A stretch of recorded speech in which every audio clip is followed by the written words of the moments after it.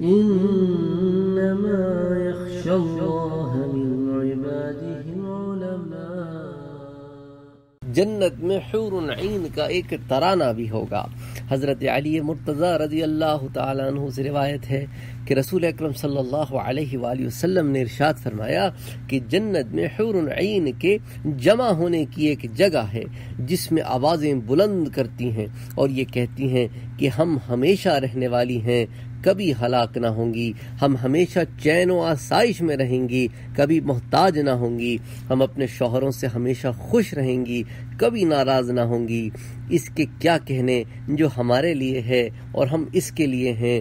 یہ ترانہ ایسی دلکش آواز میں گاتی ہیں کہ ایسی آوازیں مخلوق میں کسی نے نہیں سنی ہیں. اس حدیث کو امام ترمذی نے روایت کیا ہے. وفوق كل ذي علم